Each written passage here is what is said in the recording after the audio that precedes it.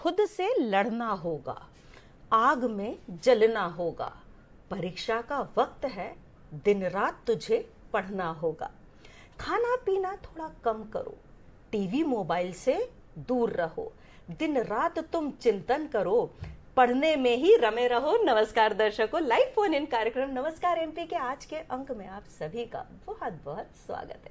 और आपका स्वागत करने के लिए मैं यहाँ उपस्थित हूँ पूर्वा राय। जी हाँ, दिन है सोमवार का और हम आपके लिए लेकर आए ढेर सारे ज्ञान और मनोरंजन का भंडार।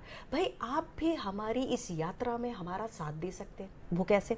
जी हाँ, हमारे विषय, थोड़ा सी जानकारी तो मैं आपको दे ही चुकी हूँ विषय की, तो विषय के अनुरूप जो विषय विशेषज्ञ हैं उनसे आप प्रश्नोत्तर कर सकते हैं। अपने मन में जो भी प्रश्न आ रहे हैं उनके हल आपको हमारे विशेषज्ञ देंगे और उसके लिए आप हमें कॉल करेंगे। चूंकि ये लाइव फोन इन कार्यक्रम है, साथ ही साथ यूट्यूब पर लाइव स्ट्रीमिंग भी है। जी हाँ, टीवी के सामने नहीं बैठे हैं, कोई बात नहीं, हाथ में मोबाइल है, यूट्यूब पर जाइए, DDMP टाइप कीजिए, हम आपके सामने उपस्थित होंगे। और कॉल करने के लिए नंबर्स लिख लीजिए जल्दी से 0755260049। साथ ही साथ हमारा एक टोल फ्री नंबर है, बिल्कुल निःशुल्क है भैया, 0755260232। ये हुए बहुत ही इजी नंबर आपके लिए कि आज का जो हमारा विषय है वो बच्चों की परीक्षाओं को लेकर है। जी हाँ, परीक्षा जीवन में हर वक्त चलती है, लेकिन जब बालकाल होता है और हम स्कूल या कॉलेजेस में परीक्षाएं देते हैं तब एक बच्चा बहुत ही क्रुशियल स्थिति में गुजरता है। क्या होती हैं परीक्षाएं, किस प्रकार से इन परीक्षाओं को निपटना चाहिए, तो इसके लिए जो टॉपिक चुना गया है बोर्ड परीक्षाएं एवं नई शिक्षा नीति, इस विषय को लेकर आज हमारे साथ हमारे विशेष अतिथि जुड़े हुए हैं जिनका हम स्वागत करते हैं। तो चलिए हम इनको स्वागत करते हैं। सर नमस्कार। ये है श्री प्रशांत शर्मा जी, शिक्षाविद हैं और करियर काउंसलर हैं। तो बहुत बहुत स्वागत है आपका। धन्यवाद। सबसे पहले बच्चों की जो मुख्य समस्या है उसको साथ में लेकर चला जाए, क्योंकि माध्यमिक शिक्षा मंडल ने अपनी थोड़ी सी रणनीतियां बदली हैं परीक्षाओं को लेकर। तो क्या है ये रणनीतियां? बोर्ड परीक्षाओं के लिए नई शिक्षा नीति जो जाहिर की गई है वो क्या है सर, वो बताएं। बिल्कुल मैडम, इस बार हमारे यहाँ पे CBSE में और माध्यमिक शिक्षा मंडल जो मध्य प्रदेश है, नई शिक्षा नीति को लागू किया गया है।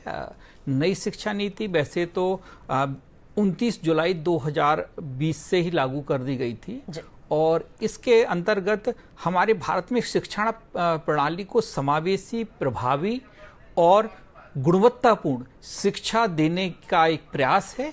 इसमें हम जो कौशल विकास है उसके लिए काफ़ी अग्रसर हुए हैं कि हम कौशल को हम कैसे निकालें। उस चीज़ में हमारा जो वोकेशनल कोर्स हैं, व्यावसायिक कोर्स हैं, उनके लिए हम कैसे हम उनको आगे बढ़ाएं।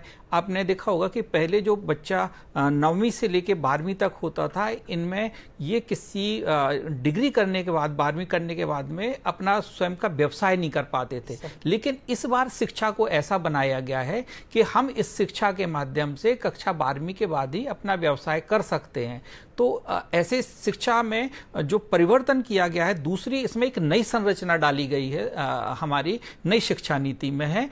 इसको हम बोलते हैं 5+3+3+4, अर्थात हमारी ये लोअर KG, 5 का मतलब होता है लोअर KG, अपर KG, नर्सरी, कक्षा 1 और कक्षा 2, ये 5 उस चीज में आती है। और दूसरा जो है हमारा 3 है, इसमें तीसरी, चौथी और 5वीं कक्षा आती है। अगला जो 3 है उसमें 6वां, 7वां और 8वां है, 8वीं कक्षा है। हाँ, और हमारे इसके बाद चौथा जो इसमें फिगर आता है वो 9वीं, 10वीं, 11वीं और 12वीं। अच्छा। ये जो शिक्षा नीति बनाई है वो आप समझिए लोअर हमारी क्लास से लेकर अपर हायर स्कूल्स तक के लिए इसमें शिक्षा रखी गई है।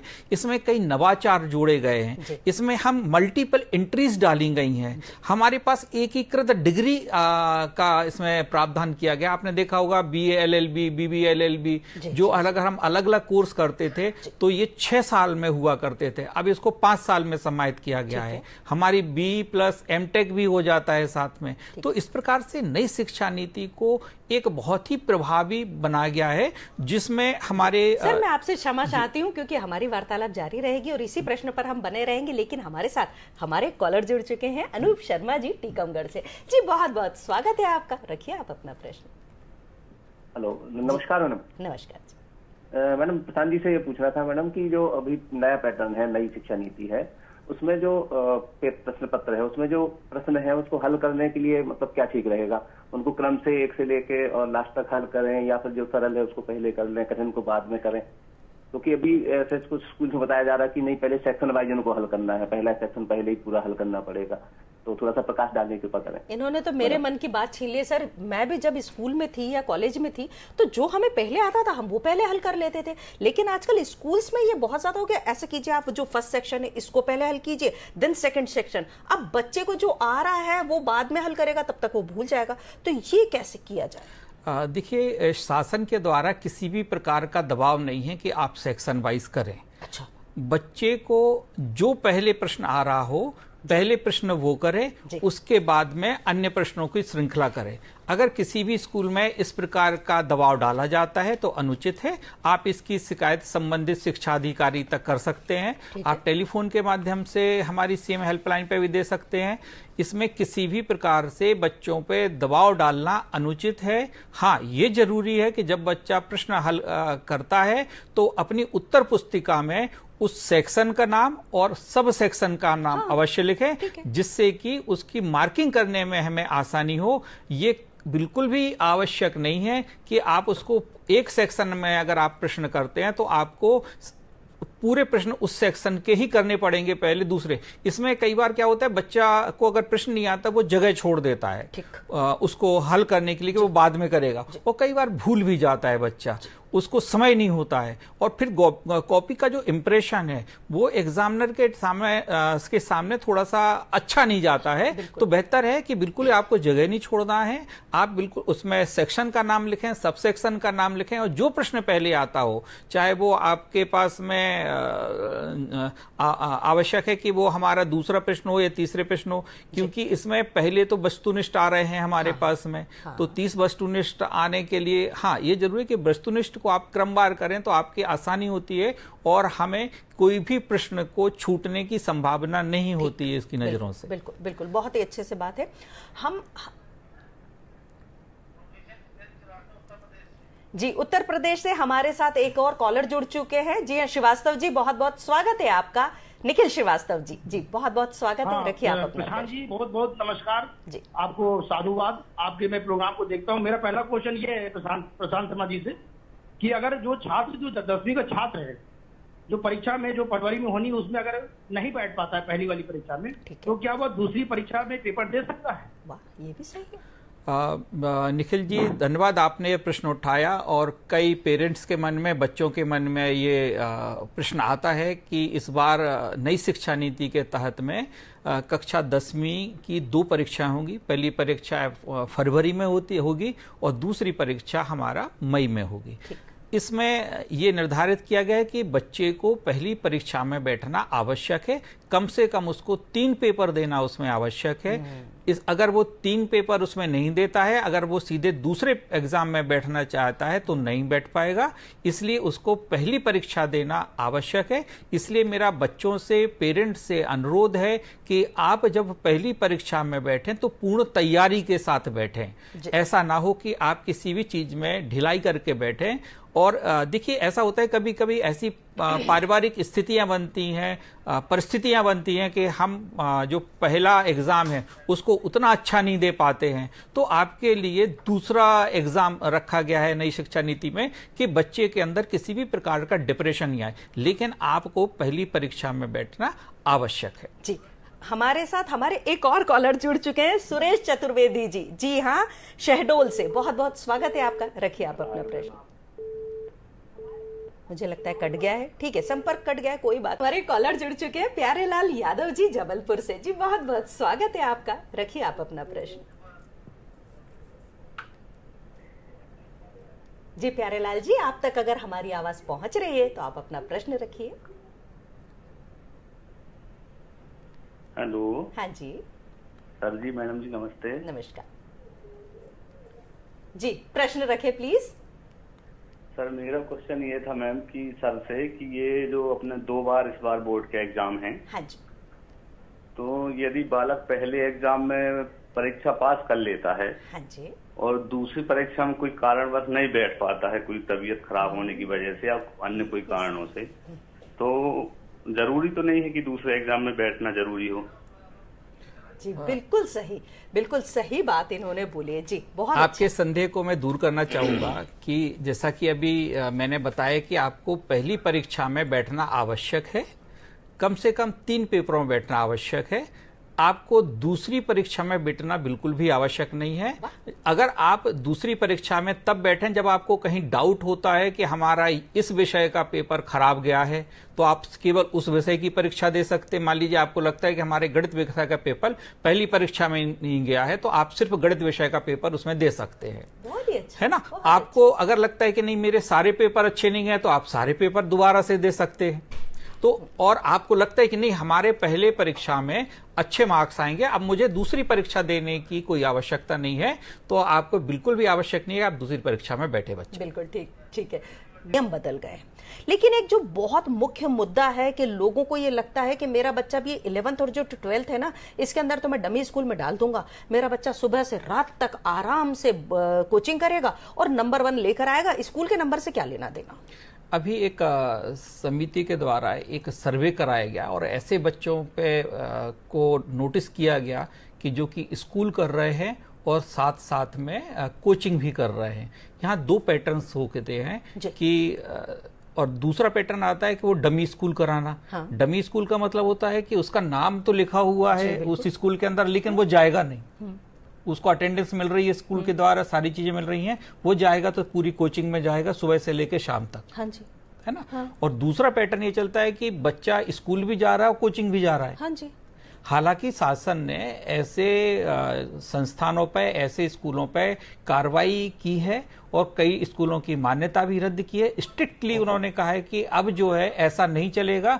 बच्चों की सर, मैं आप जिस प्रश्न पर थे उसको हम जल्दी से खत्म करना चाहते हैं कि क्या वो डमी स्कूल कैसे हमारे लिए नुकसानदायक है या फायदेमंद है। डमी स्कूल पूर्णतः नुकसानदायक होता है, क्योंकि स्कूल में एक संपूर्ण विकास के लिए, जैसे मैंने शुरू में बताया कि जो हमारी शिक्षा है वो समावेशी है, प्रभावी है, गुणवत्तापूर्ण है। इसमें बच्चा हमारे कल्चर सीखता है, स्पोर्ट्स होते हैं, कल्चरल एक्टिविटीज होती हैं, पढ़ाई होती है, तो उसका चहुमुखी विकास होता है। और इसमें कोचिंग में उसका चहुमुखी विकास रुक जाता है। तो इसलिए ये डमी स्कूल कहीं से कहीं तक भी नहीं है, इसको शासन के द्वारा अनुमति नहीं है।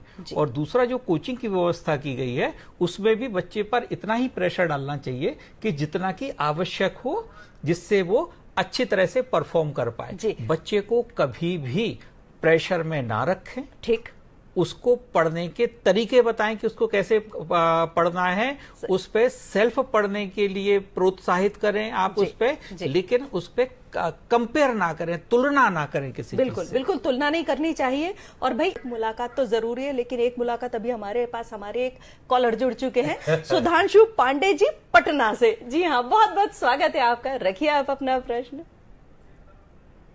हेलो जी सुधांशु जी, आप अपना प्रश्न रखिए। मेरा एक प्रश्न था कि जो नई शिक्षा नीति है इसमें बेस्ट 5 में कुछ चेंजेस आए हैं, फिर ये उसी तरीके से रहेगा, उसका रिजल्ट कैसे अभी निकलेगा। शिवांशु जी, इस बार बेस्ट 5 को नहीं लिया गया है। अब जो हमारे जो पूर्ण सब्जेक्ट है 5+1 6 सब्जेक्ट हैं, पूरी गणना उसी के अनुसार होगी। 600 मार्क्स की टोटलिंग होगी और उसी के अनुसार ही आपका रिजल्ट घोषित होगा। क्योंकि जब नई शिक्षा नीति के पहले ये जरूरी था कि हम बेस्ट 5 लेते थे, हम 6 परीक्षाएं, 6 विषयों की परीक्षा देते थे। इसमें जो भी हमारे जिस भी 5 विषय में सबसे अच्छे अंक होते थे, हम उन्हीं को लेके अपने परिणाम की घोषणा करते थे। तो अब ये नई शिक्षा नीति की प्रणाली बिल्कुल खत्म कर दी गई है। और आपको मैं एक चीज और बताना चाहूंगा कि मध्य प्रदेश शासन ने 2025 की परीक्षा नई प्रणाली से ही ली थी और इस बार 2026 में भी परीक्षाएं हमारी नई शिक्षा नीति के तहत लेगी। लेकिन सीबीएसई ने पहली बार इसको अपनाया है और हमारी जो नई शिक्षा नीति के तहत उसके कक्षा 10वीं और 12वीं के एग्जाम होने वाले हैं। और इसमें परीक्षाओं में जो जैसा बताया कि कक्षा 10वीं में 2 पेपर कराएगी सीबीएसई, लेकिन कक्षा 12वीं में अभी वो फिलहाल एक ही परीक्षा लेगी। तो इस चीज में जो सीबीएसई के स्टूडेंट हैं इसमें वो कंफ्यूजन में ना रहें, क्योंकि सीबीएसई सिर्फ 10 में 2 बार एग्जाम कराने जा रही है, 12वीं में वो एक ही बार एग्जाम रहेगा। घूम तो लिए, लेकिन परीक्षाओं की बात करना जरूरी है, थोड़े से गाना भी सुनना जरूरी है, और साथ ही साथ हमारे कॉलर को लेना भी बहुत जरूरी है। तो हमारे साथ हमारी एक और कॉलर जुड़ चुके हैं, अरविंद श्रीवास्तव जी भोपाल से। जी बहुत बहुत स्वागत है आपका, रखिए आप अपना प्रश्न। नमस्ते मैडम। जी मैडम मेरी जिज्ञासा है कि बोर्ड की परीक्षा के पहले अवसर में यदि कोई परीक्षार्थी बीमारी की वजह से परीक्षा में सम्मिलित नहीं हो पाता है, तो क्या दूसरे अवसर पर परीक्षा में सम्मिलित होने के लिए उसे मेडिकल सर्टिफिकेट लाना पड़ेगा? जी मुझे लगता है थोड़ा सा इन्होंने देर से प्रोग्राम देखना शुरू किया था। इस प्रश्न का उत्तर थोड़ा बहुत हम दे ही चुके थे। जी सर। अरविंद जी, इसमें आपने रखा है कि वो किसी बीमारी के बस में अगर एग्जाम नहीं दे पाता है ऐसा स्टूडेंट, तो आप संबंधित प्राचार्य केंद्राध्यक्ष उससे मेडिकल सर्टिफिकेट के ग्राउंड पर विशेष अनुमति लेके दे सकते हैं। वैसे तो आपको 3 पेपर देना उसको आवश्यक है, तभी बैठ सकता है, लेकिन विशेष परिस्थितियों को देख के शासन निर्णय ले सकता है, उच्च अधिकारी इसमें निर्णय ले सकते हैं। तो आप प्रयास उस चीज में कर सकते हैं। ठीक है, लेकिन कोशिश करिए कि बच्चे को कम से कम 3 पेपर कैसे भी करके उसमें एंट्री करवा दे। उसकी उपस्थिति वहां दर्ज हो जाएगी, तो उसको बैठना वहां पे आसान हो वहां पर थोड़ी सी देर जाके उपस्थिति दर्ज करवा दे। परीक्षा न भी दे पाए, लेकिन उपस्थिति दर्ज करवाना बहुत ज्यादा जरूरी है 3 परीक्षाओं के अंदर। एक जो मेरे मन में प्रश्न आ रहा है कि ऑब्जेक्टिव रहते हैं, सब्जेक्टिव रहते हैं, उनका अनुपात कितना होगा, ये भी कुछ डिसाइड किया हुआ है या पुराने तौर पर ही चलेगा? देखिए, नई शिक्षा नीति में अभी कुछ एक चीजें जो अच्छी चीजें हैं वो पुरानी पद्धति से ही ली गई हैं। इसमें परीक्षाओं को आसान बनाने के लिए वस्तुनिष्ठ प्रश्नों की संख्या पहले भी 30 आ रही थी और इस बार भी 30 आ रही, अर्थात इसमें हमारा जो प्रतिशत है वस्तुनिष्ठ प्रश्नों का वो 40% है। अच्छा। और सब्जेक्टिव जो प्रश्न होंगे वो हमारे 60% उस चीज में आएंगे, अर्थात कि बच्चे को पास होना बहुत आसान हो गया है वस्तुनिष्ठ प्रश्नों के आधार पे। कि इसमें जो 6 प्रश्न हमारे सही विकल्प के आते हैं, 6 हमारे रिक्त स्थान की पूर्ति के आएंगे, 6 सत असस्त के लिए आएंगे, 6 जोड़ी बनाने के लिए आते हैं, और 6 एक शब्द में उत्तर देने के लिए आते हैं। इसमें थोड़ा सा अंकों का जो आपने बात की है, विभाजन किया गया है, वो थोड़ा सा इस प्रकार से विभाजन है कि कक्षा 9वीं 10वीं में 75% पार्ट जो है वो हमारा सब्जेक्टिव पार्ट आएगा, और 25% पार्ट जो है प्रायोगिक उस चीज में आएगा। और कक्षा 11वीं 12वीं में ये थोड़ा सा परिवर्तन है इसमें कि हमारा जो सब्जेक्टिव जो होंगे, जो पढ़ाई से संबंधित, वो करीब 80% है, और 20% इसमें हमारे प्रायोगिक को लिए गए हैं। परंतु कुछ एक सब्जेक्ट ऐसे होते हैं जो कि प्रायोगिक जिसमें अधिक होता है, जैसे साइंस है, इसमें प्रायोगिक चीज ज्यादा होती है। हाँ। तो इसमें उनने इस अनुपात को थोड़ा सा परिवर्तन किया गया है। इसमें 70-30 का रखा गया है, प्रायोगिक में 30 रहेगा और बाकी सब्जेक्टिव में 70 रहेगा। जी, हमारे साथ हमारे एक और कॉलर जुड़ चुके हैं, शैलेश शर्मा जी टीकमगढ़ से। जी बहुत बहुत स्वागत है आपका, रखिए प्रश्न अपना। जी शैलेश जी। हाँ जी शैलेश जी। जी मैं सर ये बोल रहा था, बोर्ड परीक्षा में वास्तुनिष्ठ प्रश्न में विषयात्मक प्रश्न का प्रतिशत क्या होगा? हाँ जी, प्रतिशत वही 40 और 60 का। शैलेश जी, अभी मैंने आपको इस चीज में बताया कि हमारा जो प्रतिशत है वस्तुनिष्ठ प्रश्न में 40% प्रश्न आएंगे, अर्थात पूरे पेपर में 30 हमारे वस्तुनिष्ठ प्रश्न आएंगे, और बाकी जो बचते हैं वो हमारे सब्जेक्टिव प्रश्न आएंगे। तो इस चीज में जो अगर हम प्रतिशत के बार पुनः से बात करें तो वो प्रतिशत 40 और 60 का रेशियो रहेगा। जी, मुझे भी लगातार मन में ये लगातार चलता रहता है कि एक शब्द आ रहा है लगातार, परख क्या चीज?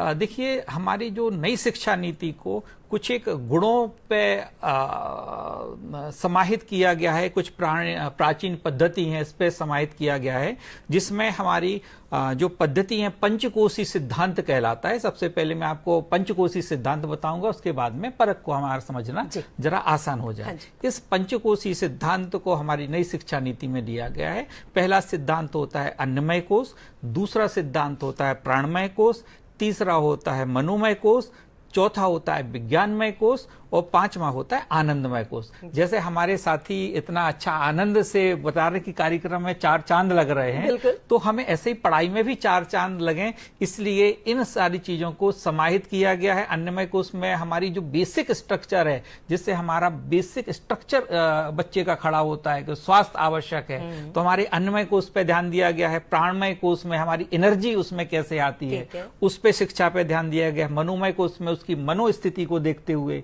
विज्ञान के नए जो नवाचार हो रहे हैं, नए जो एक्सपेरिमेंट हो रहे हैं, उनको किया गया। वो आनंदमय की खुशी से वो करें। अब बात आते हैं आपके परख की। परख में जो इसका एक जो शब्द बनाया गया है वो अलग अलग वर्ड से मिलके बना हुआ है। PARAKH। परख का मतलब होता है, पी से मतलब होता है परफॉर्मेंस अर्थात प्रदर्शन, ए का मतलब होता है असेसमेंट अर्थात मूल्यांकन, आर का मतलब होता है रिव्यू यानी समीक्षा, ए का मतलब होता है एनालिसिस अर्थात विश्लेषण, के का मतलब होता है नॉलेज अर्थात ज्ञान, और एच का मतलब होता है होलिस्टिक डेवलपमेंट अर्थात समग्र विकास। देखिए, समग्र विकास तो आपने कर, किस सब्जेक्ट है जो हमारी जो पढ़ाई है, जो हमारा विषय आज का है। सर, एक जो बहुत मुख्य समस्या आती है, संक्षिप्त में मैं जानना चाहूंगी क्योंकि समय बहुत कम है, हम प्रेशराइज हो जाते हैं, हमारे बच्चे मोटापे का शिकार हो जाते हैं, कभी कभी डिप्रेशन आ जाता है,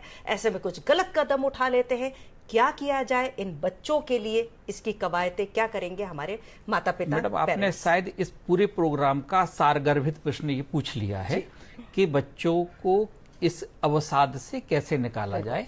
तो सबसे पहले मैं आप पेरेंट्स को बताना चाहूंगा कि हमारे पेरेंट्स हमारे जो छात्र हैं, हमारे बच्चे हैं, उनको ब्लूप्रिंट निकाल के दे दें। हमारी एमपी गवर्नमेंट की जो वेबसाइट है, शिक्षा की साइट है, और सीबीएसई बोर्ड की साइट है, इस पे ब्लूप्रिंट उपलब्ध है। उस ब्लूप्रिंट में क्रमवार, इकाईवार, वस्तुनिष्ठ किस अंक से किस इकाई से कितने कितने कैसे प्रश्न पूछे जाएंगे, सब कुछ दिया हुआ है।